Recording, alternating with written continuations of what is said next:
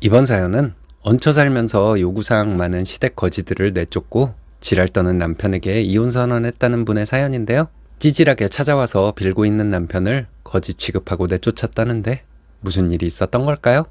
함께 보시겠습니다. 사연 시작 전에 좋아요, 구독 부탁드리겠습니다. 채널에 큰 힘이 됩니다. 안녕하세요. 저는 대학을 다니던 20살 때 4살 많은 복학생이었던 남편을 만나 연애를 시작했고 결혼했습니다.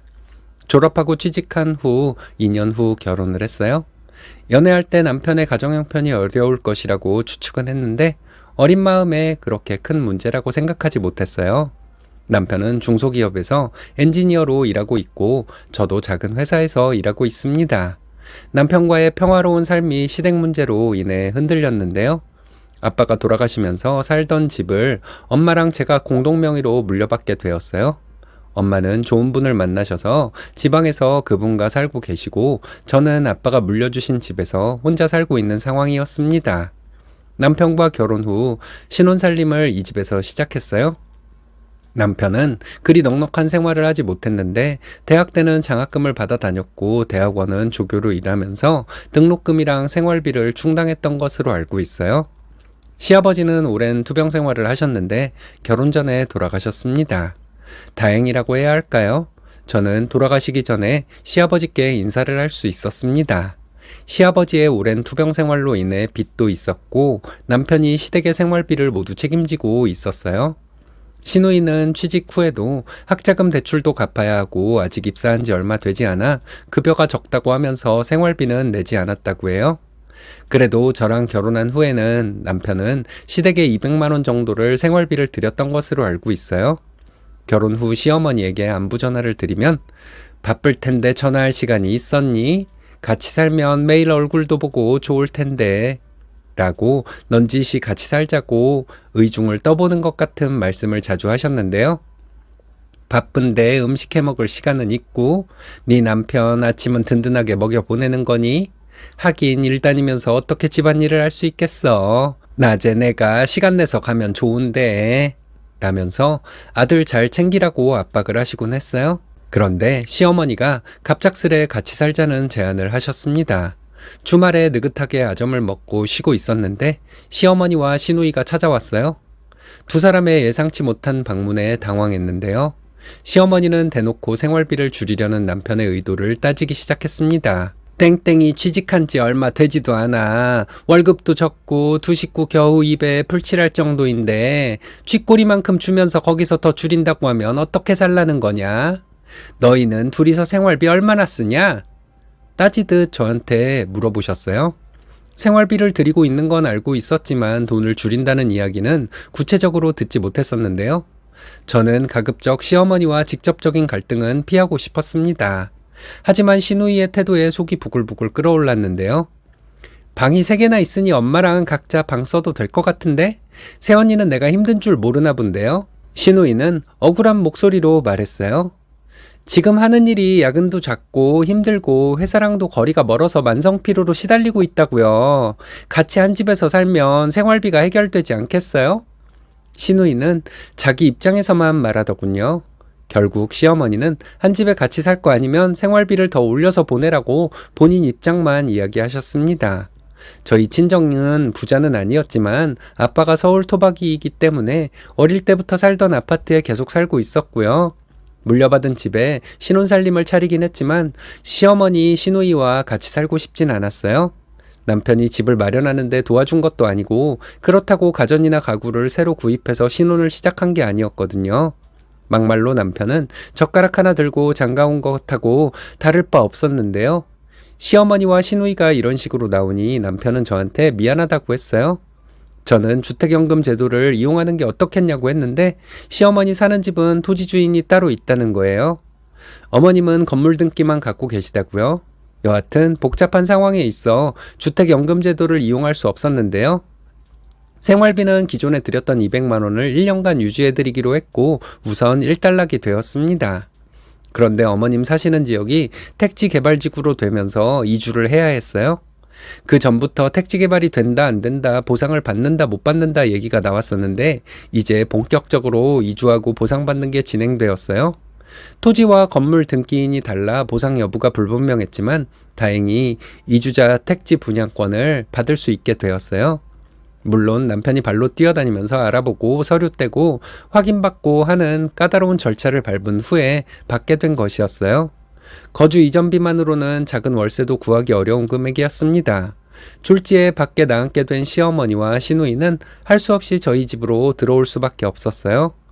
시어머니와 시누이가 방을 각각 한 개씩 차지했고 앞뒤 베란다에는 시어머니의 살림살이들이 한가득이어서 발 디딜 틈도 없었습니다. 한 2년만 고생하면 되겠지 하는 아니란 생각에 제가 제 발목을 잡은 것 같습니다.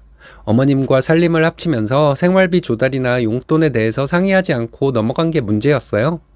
남편은 200만 원씩 어머님께 드리고 있었고 저희 집 아파트 관리비는 증가해서 나오고 있었으니 이중으로 돈을 부담하고 있었는데요. 그보다 더 큰 문제는 생활 반경의 문제였어요.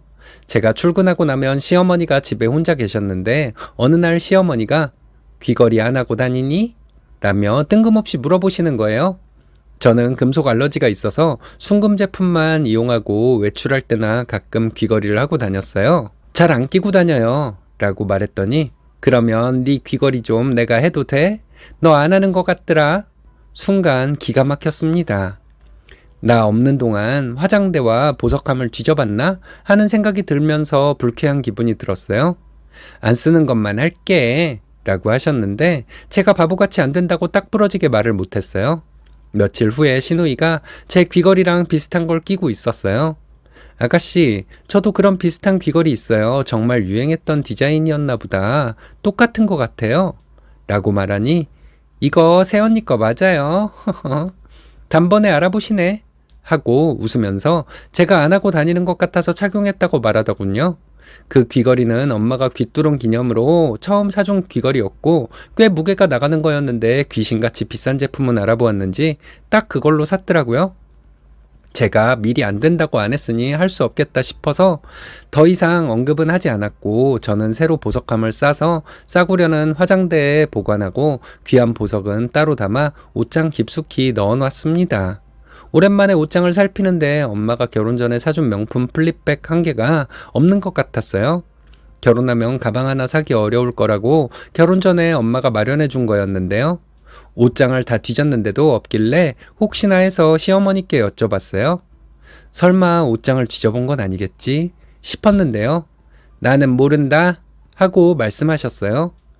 아무리 생각해도 다른 데 둘 곳도 없고 최근에 가지고 나가지도 않았는데 없어진 게 말도 안 되잖아요. 밤 늦게까지 찾아보고 있었는데 아가씨가 외출해서 들어오더니 새언니 이 가방 찾았어요? 라며 제 플립백을 내미는 거예요. 아가씨가 갖고 있었어요? 왜요? 라고 말하니 새언니가 안 하는 것 같길래 그냥 두면 뭐해요? 새언니 이 가방 질려서 안 쓰죠? 개나 소나 다 하고 다녀서 희소성이 떨어지는 것 같아. 라고 말하며 자기 방으로 들어가더군요. 기가 막혀서 시누이가 갖다 놓은 가방을 한참 쳐다보았습니다. 귀걸이는 그렇다고 쳐도 옷장에서 꺼내서 쓰는 건 절도 아닌가요? 한 집에 살면 남의 물건을 막 가져가서 써도 되는 건가요? 허락도 받지 않고 남의 물건을 가져가는 게 정상적인 것 같진 않아서 남편한테 말했어요. 하지만 제가 화난 이유를 잘 이해하지 못하는 것 같았어요. 저는 외동딸로 자라서 동생하고 물건을 나눠 쓰거나 언니 옷을 물려받아 쓴 적이 없어 제가 이해력이 부족한 건가 생각해 봤는데요. 이렇게 어영부영 넘어가다간 속옷까지 갖다 쓸 것 같아서 안 되겠더군요. 먼저 남편한테 물건을 함부로 가져다 쓰는 것과 생활비 부담에 대해서 상의를 했어요. 남편은 저 좋을 대로 하라고 하더군요. 넷이 식사를 하던 주말 저녁에 저희 방에 있는 제 물건은 사용하지 않으셨으면 좋겠어요. 다른 사람이 제 물건 만지는 것도 좋아하지 않고 또 허락도 받지 않고 사용하는 건 문제가 있다고 생각해요. 라고 말했습니다. 그리고 아가씨 관리비 나온 거 일부 부담해 주세요. 둘이 살 때보다 곱절은 더 나온 것 같아요. 많이 쓸수록 누적 사용량이 있어서 저희 기본 생활비로는 감당이 되지 않네요.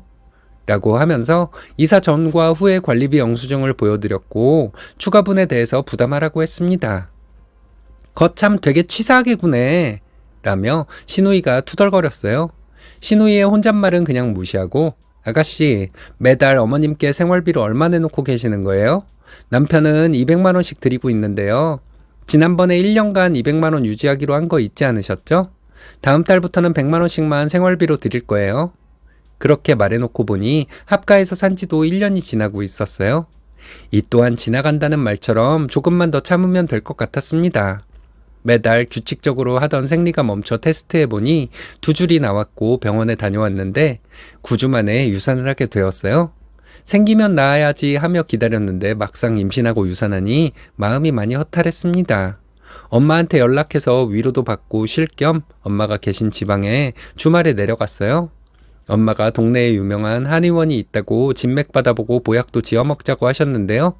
한의사가 최근 스트레스가 많냐면서 지금 제 상태가 70대 노인이라고 하는 겁니다. 우선 아이를 가지려면 스트레스 받는 환경에서 벗어나야 한다며 무조건 휴식하라는 거예요. 직장은 일한 지 오래돼서 업무 스트레스는 없었는데 아무래도 시어머니와 시누이와 함께 살게 된 게 제일 큰 스트레스라고 생각되더라고요. 하루라도 빨리 시댁과 분가하기를 기다리고 있었습니다. 6개월인가 지났는데 어머님이 분양받을 곳은 임대를 주고 그 돈으로 시누이 사업자금을 마련하겠다고 하시는 겁니다.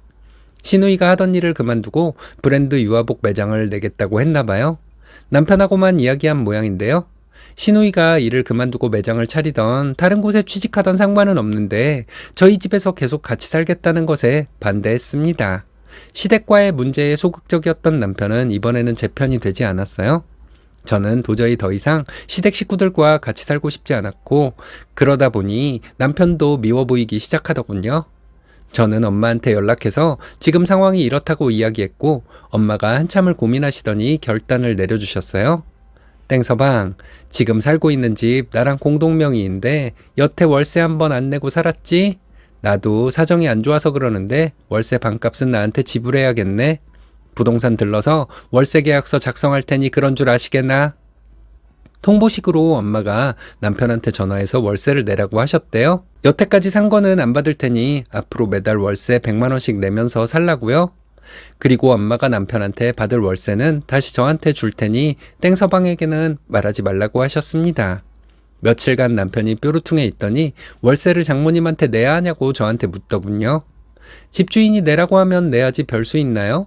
라고 말하자 남편이 장모님께 잘 이야기하면 되지 않겠어? 왜 일을 어렵게 만들어? 결혼했으면 시댁 식구와 어울려서 같이 살아야지. 그리고 외동딸이라 인내심이 없는 것 같아. 좀 참고 살아. 아직 아기도 없는데 말이야. 이제껏 잘 살아왔잖아.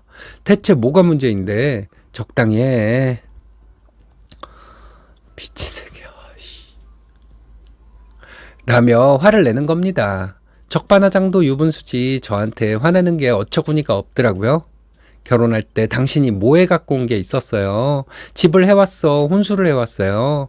이 집도 우리 엄마 명의였고 가구나 가전들도 다 쓰던 거였는데 몸만 달랑 들어와 놓고 당신 어머니랑 동생까지 들어와 살고 내 물건 함부로 가져다 쓰고 당신 완전 적반하장하고 있는 거 알아요? 왜 맨날 나보고만 참으라고 해요? 이번에는 당신이 좀 참으면 안 돼요? 남편이 제 말을 듣자 씩씩거리면서 그럼 처음부터 월세를 내라고 하던지 이제 와서 왜 100만 원씩 월세를 내라고 말을 바꾸시는 건데 당신이 중간에 잘 말했으면 안 그러셨을 거 아냐. 아니 우리 엄마랑 내 동생이 그렇게 싫어? 뭐 죽을 죄를 지은 정도야? 나도 당신이랑 살면서 참을 만큼 참았어. 누구는 할 말이 없어서 안 했는지 알아? 이렇게 큰 소리가 오갔습니다. 결혼은 사랑만으로는 안 되는 거구나라는 걸 뼈저리게 느꼈어요. 신우와 시어머니에게 당신들 때문에 엄청 스트레스 받았고 아이도 유산됐다. 더 이상 못 살겠으니 당장 짐 싸서 나가시라고 했고 시어머니는 이틀만 시간을 달라고 하더라고요. 여기저기 전화를 돌리더니 마침 오촌 아저씨가 전원주택을 지어서 이사 나가신다고 지금 사는 집을 월세로 싸게 내줄 테니 깨끗하게 써달라고 했답니다. 다행히 이삿날에는 군말 없이 이사를 나가더군요. 남편이 이사 전날까지 저에게 야박하다 인정머리도 없다 해대길래 일단 이삿짐 트럭이 출발할 때까지 참았습니다. 그리고 이제 남편의 태도에 대해 짚고 넘어가기로 했어요. 둘만 살 때는 서로에게 큰 불만이 없었는데 각자의 가정이 섞이니 불만이 쌓이고 그걸 참다 보니 억눌렸던 감정이 터져 나온 것 같았습니다. 나만큼이나 불만이 있었다는 남편의 이야기를 들으며 이렇게 자기밖에 모르는 사람과 살아야 하나 하는 생각이 들어 이혼이 답이라는 결론을 내리게 되었는데요. 퇴근 후에 남편 직장 근처로 가서 남편을 만나 대화해 보려 했어요. 하지만 자존심이 상했는지 저와 더 이상 말하고 싶지 않다더군요. 미친 새끼. 자기 동생과 어머니를 내쫓았고 집 한 칸 가지고 월세 내라는 장모님도 질렸다며 뻔뻔하게 나오더라고요. 그래도 우리 둘이 살게 되면 좀 나은 점이 있지 않을까 하는 한 가닥의 희망의 끈도 잘라놓는 남편에게 이혼하자고 말했어요. 우리 이혼해 라는 두 마디를 말하는데 눈물이 나오려는 걸 억지로 참았어요. 정말 참담한 심정이었네요. 저는 법원 사이트에서 협의이혼사 확인 신청서를 다운받고 한참 서류를 쳐다보았습니다. 아이가 없는 경우 서류도 간편하고 작성하기 쉽더군요. 필요한 서류를 동사무소에 가서 떼놓고 작성해서 화장대 위에 놓았습니다. 이튿날 서류는 남편이 가져갔고 확인기일에 법원에 함께 출석했습니다. 지금은 협의이혼 숙려기간이 끝나길 기다리고 있는 중입니다. 짧지 않은 연애 기간 동안 남편에 대해서 잘 알고 있다고 생각했는데 이렇게 마무리되니 착잡한 기분이 들었어요. 남편이 얼마 전에 찾아와서 빌더라고요. 저는 아무런 감정의 동요가 없이 싸늘한 눈빛으로 남편을 쳐다보다 돌려보냈습니다. 거지들이랑 살면서 고생한 기간이 아깝네. 배운 것도 있었겠지. 나랑 헤어지고 거지로 살아. 여기는 거지가 살기에는 너무 과분하잖아. 그래서 거지들이 하나둘씩 나가게 된 거야. 너가 마지막 거지이고. 이렇게 말했는데 한바탕 난리가 날 줄 알았지만 남편은 풀죽은 모습으로 돌아갔습니다. 아직 혼인이 종료된 건 아니라서 지금이라도 번복해야 하나 싶다가도 시댁 식구를 생각하면 잘 결정했다 싶다가도 합니다. 저 이제 거머리 같은 인간들과 작별했으니 꽃길만 걸을 수 있겠죠. 착하셔서 오래 참으신 것 같습니다. 그렇게 참은 만큼 후회도 없으실 것 같네요. 이제 홀가분하게 털어버리시고 꽃길만 걸으실 거예요. 살다 보면 이혼 결정 쉽지 않다고 하는데 늦게나마 결정 잘 내리셨습니다.